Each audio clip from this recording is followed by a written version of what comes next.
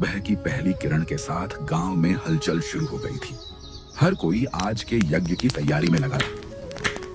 सभी का विश्वास था इंद्रदेव प्रसन्न होंगे तो वर्षा अवश्य होगी। लकड़ियां और ठीक से रखो, अग्नि जल्द प्रज्वलित करनी है। कलश में स्वच्छ जल भरो। आज इंद्र यज्ञ है, सब कुछ शुभ होना चाहिए।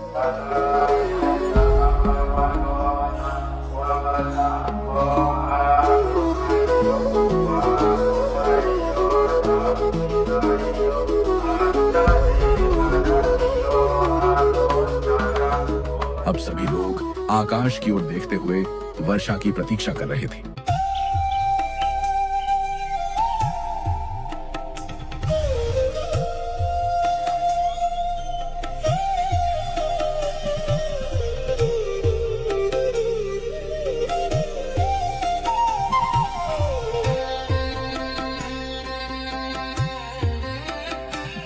देवताओं के राजा अपने अनुचरों के बीच गर्व से विराजमान थे।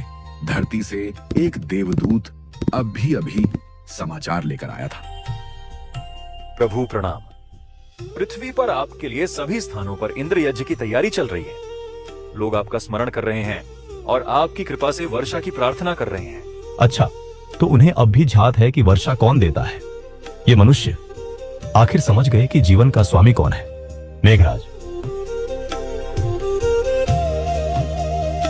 जहां जहां मेरे लिए यज्ञ हो रहा है वहां जाकर अपनी कृपा बरसाओ। उन खेतों को सींच दो जहां मेरे नाम का उच्चारण हो रहा है। वर्षा से उन्हें समृद्ध करो। और यदि कहीं मेरे बिना कोई पूजा करने का दुस्साहस करे तो वहां याद दिला देना कि स्वर्ग का स्वामी कौन है। वीडियो पसंद आया हो तो लाइक, शेयर, कमेंट करें और पूरी कहानी आगे देखने के लिए हमें फॉलो करना ना भूलें। इंद्र ने अपना वज्र आकाश की ओर उठाया। बिजलियां चमकने लगी और पूरे दरबार में गर्जन की गूंज फैल गई। मेघराज और पवनदेव झुककर आज्ञा स्वीकार करते हैं। सब तैयार थे वर्षा का आदेश पूरा करने के लिए।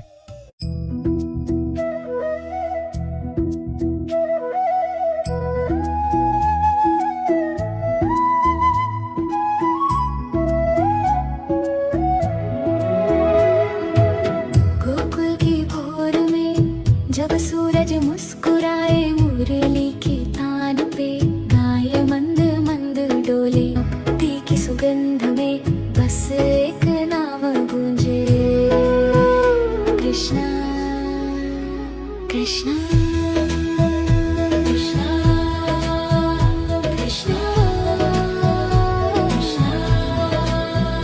कृष्णा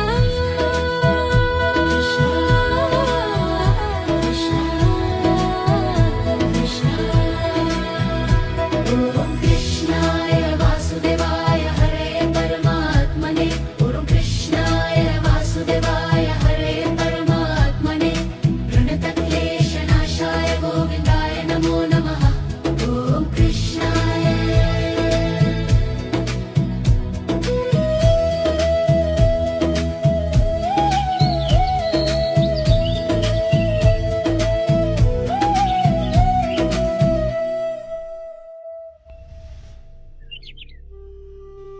वीडियो पसंद आया हो तो लाइक, शेयर, कमेंट करें और पूरी कहानी आगे देखने के लिए हमें फॉलो करना ना भूलें।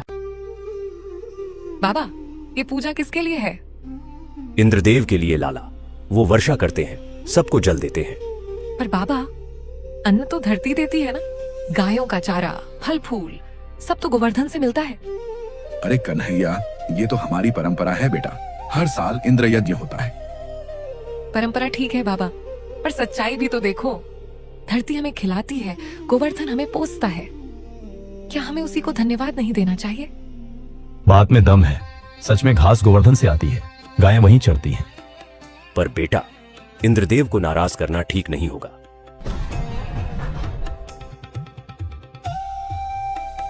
कन्हैया ने जो कहा वही शास्त्र है।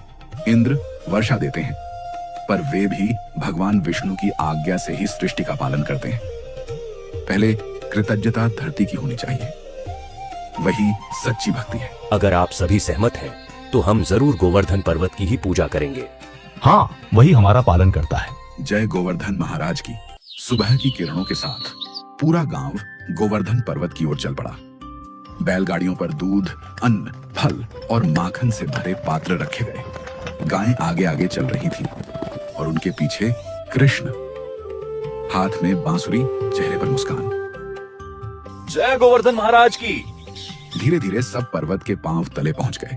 सुगंधित फूलों और दीपों से वातावरण भर गया। वहां सबने भक्ति भाव से अन्न, दूध और पुष्प अर्पित किए। गोवर्धन की पूजा आरंभ हुई। आकाश में एक देवदूत धरती की ओर देख रहा था। उसे आश्चर्य हुआ। जहां हर वर्ष इंद्र यज्ञ होता था, वहां आज लोग गोवर्धन पर्वत की पूजा कर रहे थे।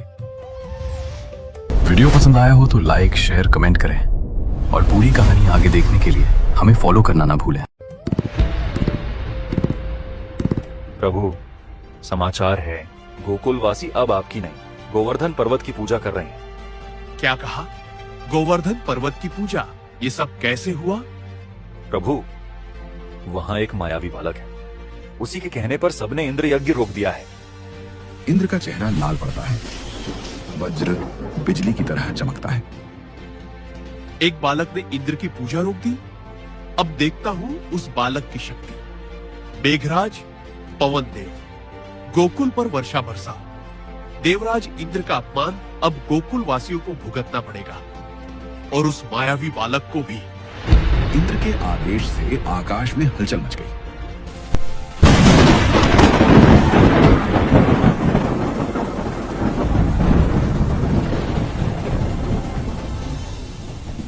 हवा का हर झोंका भय बनकर बह रहा था। हे नंद बाबा, ऐसा लगता है कि पूरा गोकुल डूब जाएगा। ऐसा भयानक दृश्य तो कभी नहीं देखा। हमसे भूल हो गई। इंद्र को क्रोधित नहीं करना चाहिए था। भयंकर काले बादल अब धरती पर टूट पड़े थे। गर्जना के साथ मानो आकाश का हर बादल वज्र बन गया हो।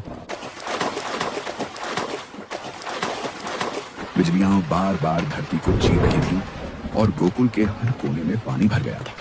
हर ओर हाहाकार था। गायें कांप रही थीं, झोपड़ियां ढह रही थीं और लोग भय से इधर उधर भाग रहे थे। गोकुलवासियों, डरो मत। हे गोवर्धन महाराज, आप हमारे रक्षक हैं। अब कृपा कर हमें शरण दे। वीडियो पसंद आया हो तो लाइक, शेयर, कमेंट करें और पूरी कहानी आगे देखने के लिए हमें फॉलो करना ना भूलें। कृष्ण के विनम्र शब्दों से पर्वत की गहराई में प्रकाश फूटा। धरती कांप उठी और अचानक एक गर्जन के साथ बाएं कनिष्ठा से उठाया उन्होंने पूरा गोवर्धन पर्वत। धरती का भार मानो उनकी भुजा से लघु हो गया। देखो, कान्हा ने पर्वत उठाया।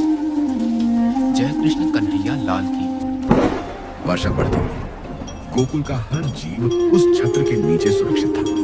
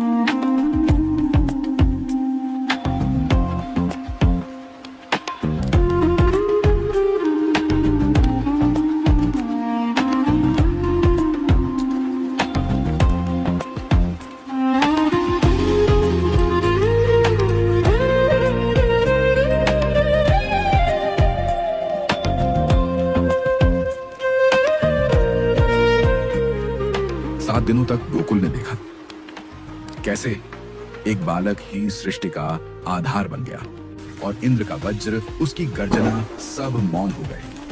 केवल भक्ति की गूंज रह गई। और फिर कृष्ण ने अपनी लीला रच डाली।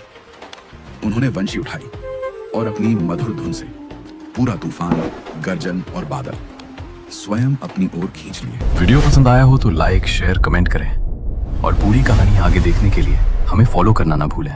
हे कृष्णा, हे कृष्णा।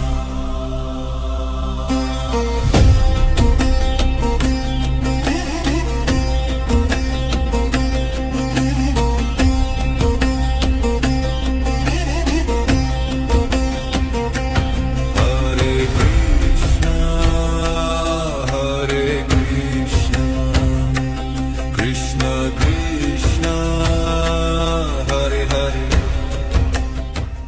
कैसे संभव है?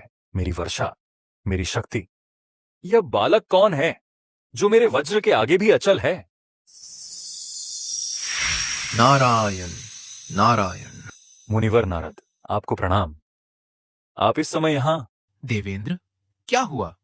स्वर्ग के इंद्र को धरती के एक बालक से इतनी परेशानी क्यों?